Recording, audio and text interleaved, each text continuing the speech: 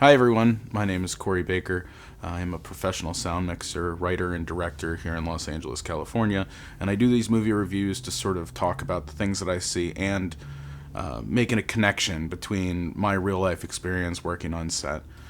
And Showbiz Kids is a really fascinating movie to watch, and I think one of the things I enjoyed most about it was that the children that we're following in this one are not necessarily the ones who had the biggest or brightest careers or necessarily had the most spectacular falls. We sort of touch on stars who had maybe bigger highs and more startling lows. They show pictures of Britney Spears and Amanda Bynes and people like that and Corey Feldman. But most of the people that we're talking to in this are people who have to the most part, found some sort of peace on the other side of what was child stardom. So Evan Rachel Wood and Milla Jovovich are two of the biggest names. But we also have Cameron Boyce, Will Wheaton, Henry Thomas, Mara Wilson, Todd Bridges, baby Peggy, who was one of the first child stars in Hollywood way back when. She's 100 years old when they're interviewing her. She has since passed since the filming of this documentary. And we also have Jada Pinkett Smith, who was a child star in her own right and now has two children who are child stars. So she has a unique experience of being able to follow all this. And on top of that, we are also following some real child actors currently who are both successful and unsuccessful in trying to get to their dreams of being a star. I tell you, one of the things that really fascinated me about this whole thing was that it seemed to want to cast a kind of wide net on the different types of experiences and the different things that plague child stars in Hollywood as opposed to like more adult people who will go into Hollywood.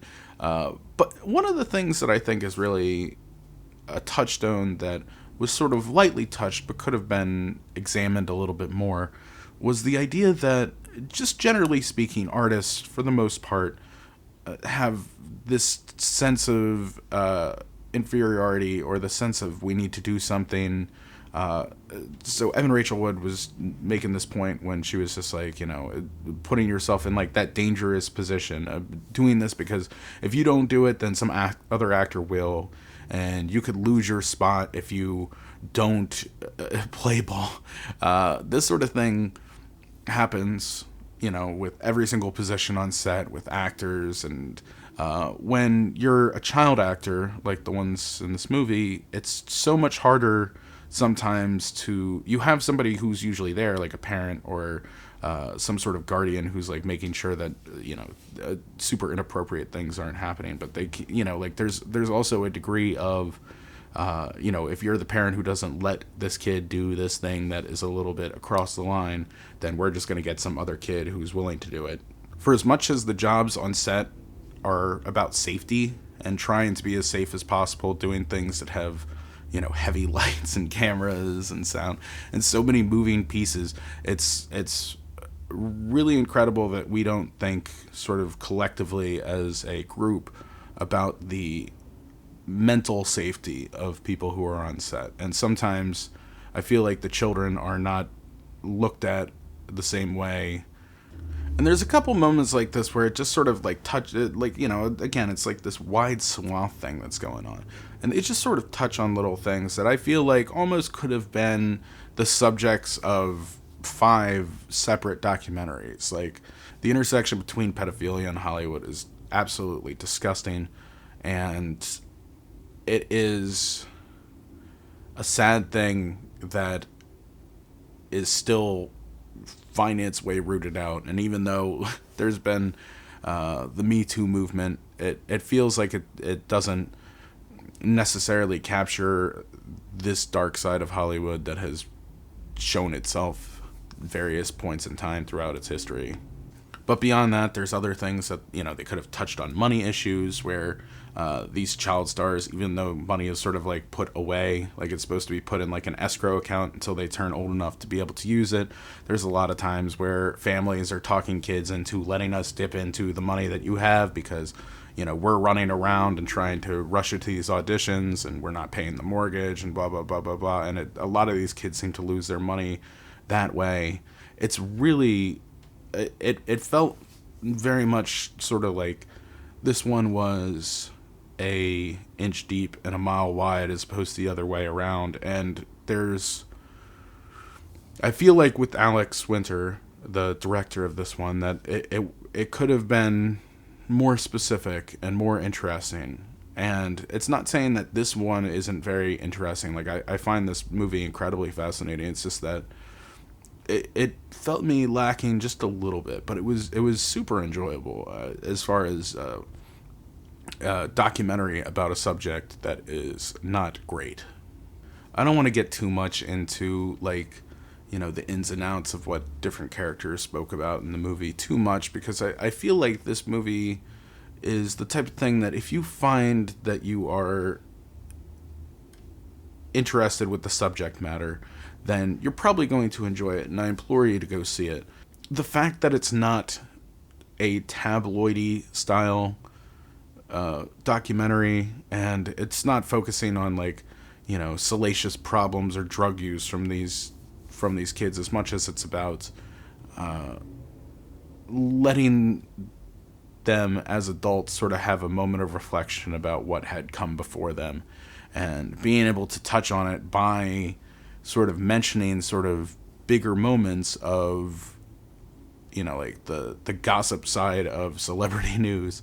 I just felt like it was an authentic opportunity for people to share their experiences, and for that, it's really wonderful. And for that, I feel like it's not fair for me to sort of give, like, secondhand takes on the experiences that are so well captured inside the documentary. That being said, I've personally worked with kids on set quite a bit.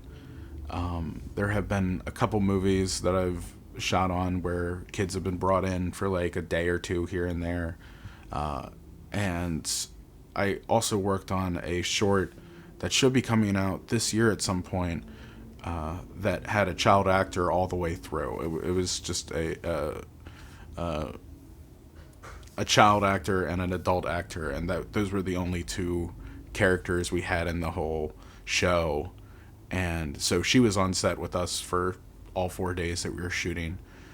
And beyond that, I've also worked with this really great charity called Kids in the Spotlight, which helps give foster kids the opportunity to try and give themselves more confidence and something that allows them to believe in themselves a little bit more by allowing them to write, act, and star in their own short films that are put together by other working professionals in Hollywood. And it's something that I've done for the last couple years, and I really enjoy it. And I'll tell you, there's a big difference between when I step onto set of a movie and everyone who's there is an adult, as opposed to there's some children on set, especially with the Kids in the Spotlight, where it's a lot of children on set. And, they're not necessarily young kids, but they are, like going into their teenage years and stuff like that. So it's a little bit different. But I mean, like, for the most part, I feel like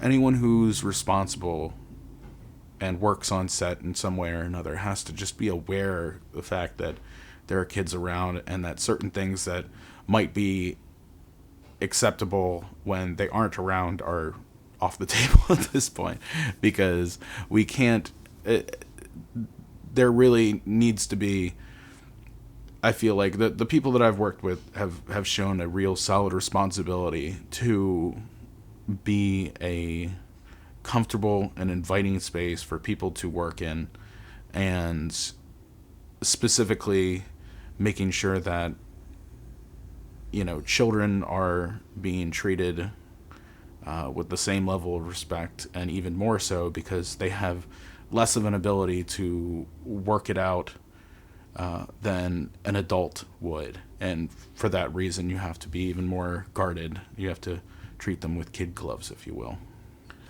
Another thing is that with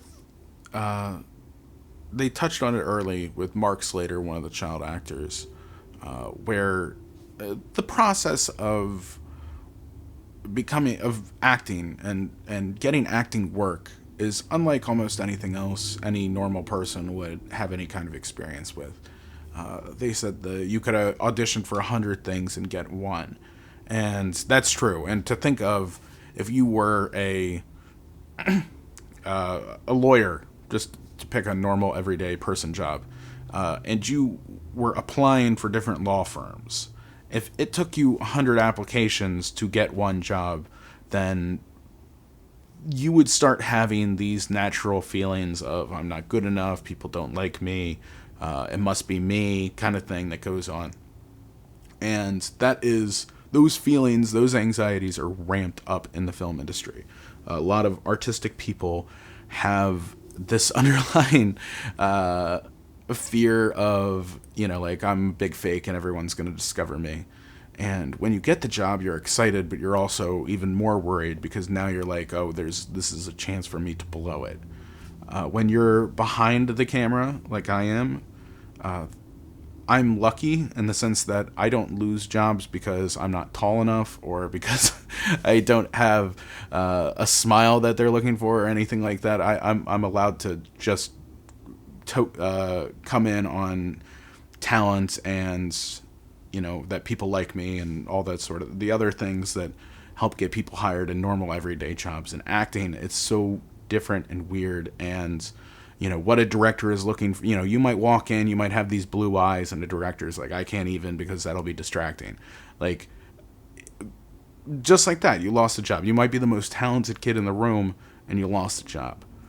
And a big part that I feel like wasn't explored as much in this movie was the showbiz parents, like the parents of these child stars.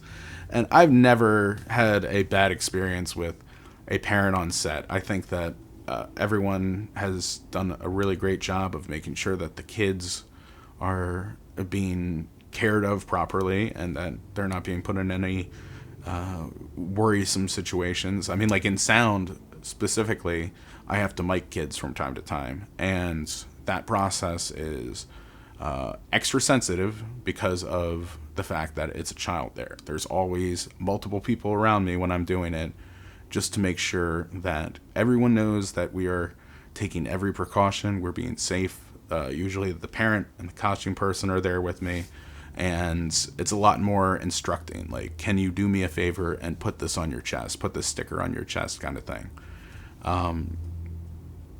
But there have been, and I know of, a lot of really awful stage moms and dads. And again, it's one of those things that, like, it never really got super deeply explored in this documentary, but I feel like it was touched on enough that you're aware that it's an issue. And I think just, in the ether, people are aware of stage moms and dads. But it's tough, I think, mostly because so many of these parents, they're not all like awful ghouls like they might be played out to be in the public eye. They're trying to figure out how this completely different business works in terms of their children, and they're only using it based off of the experience that they've had. So I've been a waiter all my life, and I know, like when I apply for jobs, I'll get one every 5 times I apply or something like that. When you go 100 and you don't get a job, then, you start thinking about, like, what do I have to do to break the rules to get my kid ahead, to put them in a position to succeed when others fail. And again, it just feels like you could have made an entire documentary on that alone. And I would welcome Alex's point of view on that, because him being from a child star himself, doing Broadway shows, like he obviously has a lot of experience by which to tell this story. And I more than anything, I don't want anyone to take anything that I say here as like a criticism of the movie or Alex Winter specifically. I think that the movie is really good, really enjoyable. It's something that you would want to see because I think it'll be talked about. And it's not, my criticisms of, an inch deep and a mile wide is not to say that Alex Winter has done anything wrong here. It's just sort of a preference. I would have probably liked to see it a little bit different. But that's also probably because I have a greater base understanding of everything that was going into the movie, and somebody who is not in the film industry would have a very different opinion of how it works, because they're not on the ground. They don't know exactly how it plays on set and stuff like that. But I'm a big fan of Alex Winter, and I have been for a long time. And I think his documentary Downloaded is really good, and the Panama Papers, and I'm really looking forward to the Zappa documentary that he has coming. And before that, I mean, obviously he was in Bill and Ted with Keanu, and there was sort of this thing going on for a long time of him being the other guy. Keanu became the big star, and Alex Winter just sort of faded off. But Alex Winter has been focusing more on directing than acting for this time period, and he's really good. He has a lot of really great flicks under his belt.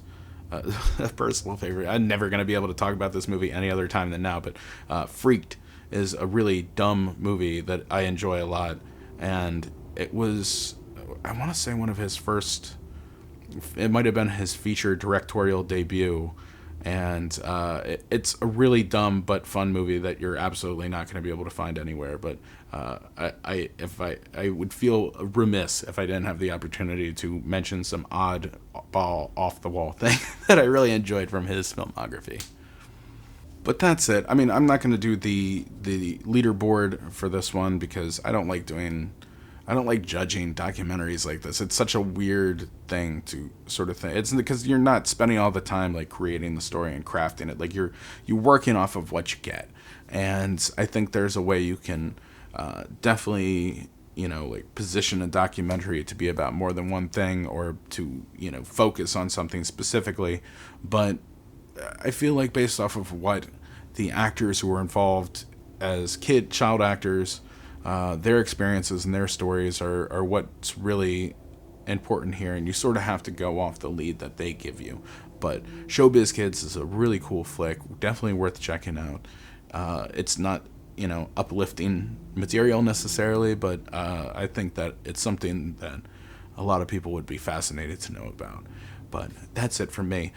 Coming up, I'm going to have another review on Monday. I don't know exactly what I'm going to be doing yet, but it might be Palm Springs, or it could be something else that I see this weekend, so stay tuned for that. Other than that, I got some other great videos that are going to be coming up soon, so if you're interested in them, you feel like you've enjoyed what I've given you so far today, then maybe give me a subscribe, a like on this video, comments. I hang out in the comments, and love to shoot the shit with people's thoughts all the time, so just reach out any way that you feel comfortable, and I can't wait to see you on the next one.